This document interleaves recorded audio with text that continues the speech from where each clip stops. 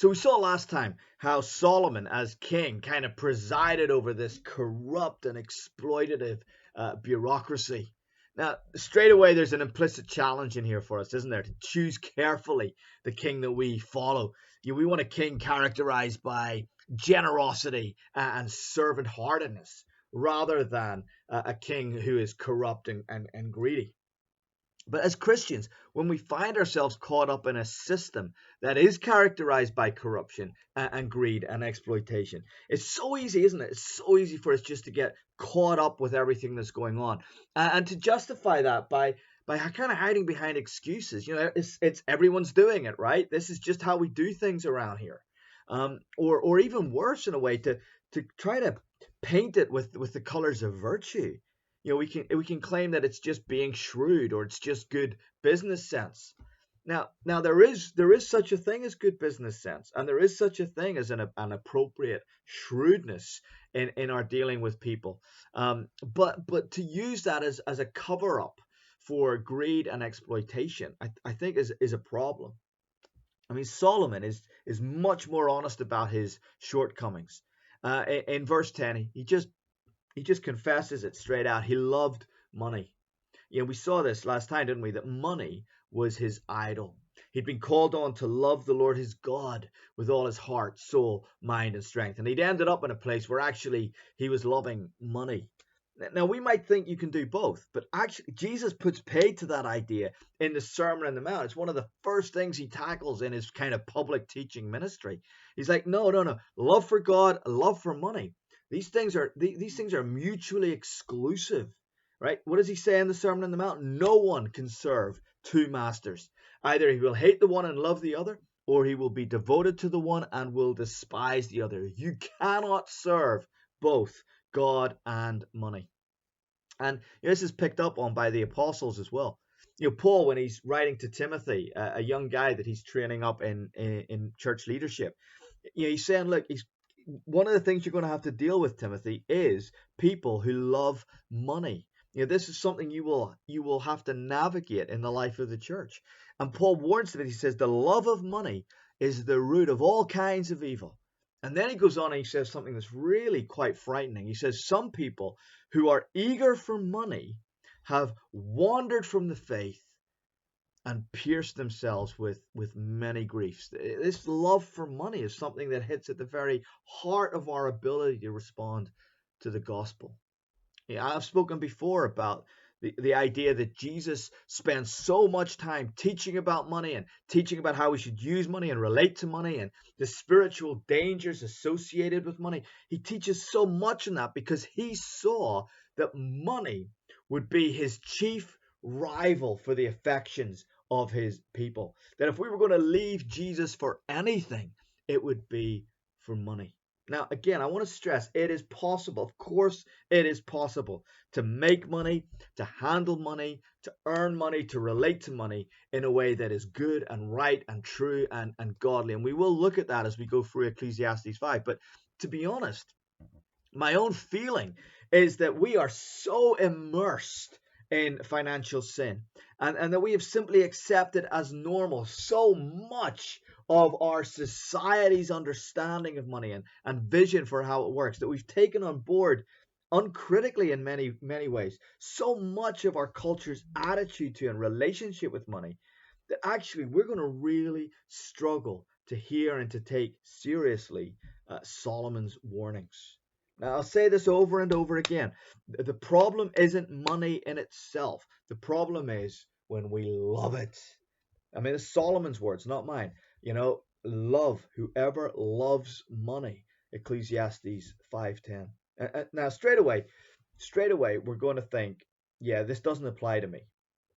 Right? There are very, very few people who are so spiritually self-aware that they know they love money. I think for a lot of us, we don't know actually what it would look like to love money. What would be the symptoms of that? How would it manifest itself?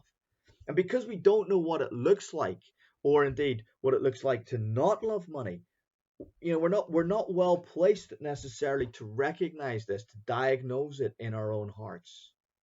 Now, like I was saying, love of money right, is so pervasive in our culture. It is so normative for us that what the Bible calls love of money and what the Bible warns us against with such urgency very often is simply what we think of as normal financial good sense. So how do we know if we love money? Now, I think that's a really difficult question to answer because there's no set matrix. There's no behavior that you can point to and go, because I see that behavior in you, or because I see that behavior in me, I know then that I love money. I think love for money can express itself in very different ways in different people. For one person, their love of money means they hoard it and they save as much of it as they can. For somebody else, though, their love for money actually means it burns a hole in their pocket. For some, it's a kind of obsession. It's all they can think about. It's all they can talk about. For others, there's so much fear and anxiety around money that even though they love it, they can hardly bring themselves to talk about it at all sometimes. For some, it's going to articulate itself in temptations to engage in sinful patterns of behavior in order to make more money. Or perhaps it'll be about envy. We see what other people have, what they've been able to do with their money, and the lifestyle that they can afford. So there is no kind of one pattern of behavior, like I said, that you can go, right, that betrays love for money. Now, some patterns of behavior are more likely to be warning signs than others, but actually, I think what Solomon is saying to us here is we need to get behind this sort of very mechanical diagnostic procedure that focuses on kind of external behaviors and ask what's actually going on in the heart. Now, there's a guy called Paul Tripp who's written a really helpful book called Redeeming Money. And he says in it, you can't understand money. And I would add, you can't understand your relationship with money if you don't understand who you are. And money, says Tripp, money is one of the principal ways you demonstrate who you think you are. And so there needs to be this kind of spirit inspired self awareness as we consider a question like whether we love money or not. Now, having said all that, Solomon does give us a hint about one telltale sign that all might not be well in our relationship with money. And it's this verse, Ecclesiastes 5:10. Whoever loves money, says Solomon, never has enough. Right? Whoever loves wealth is never satisfied with their income. Famously, John D. Rockefeller was asked once, how much is enough? To which he gave the legendary reply, just a little bit more. And that captures it, doesn't it? No matter how much I have, no matter what I'm able to do with my money, I'm still not content. I'm not settled. I'm not secure. You see, it's not about how much you have, but it's about the fact that you feel you never have enough. And that's Solomon's observation of his own heart, and of his own experience of money. He never had enough. I mean, relatively speaking, Solomon might turn out to be like the wealthiest person who has ever lived. And yet, if you talk to him, he would have told you he didn't have enough. Is it any wonder he concludes this too is meaningless?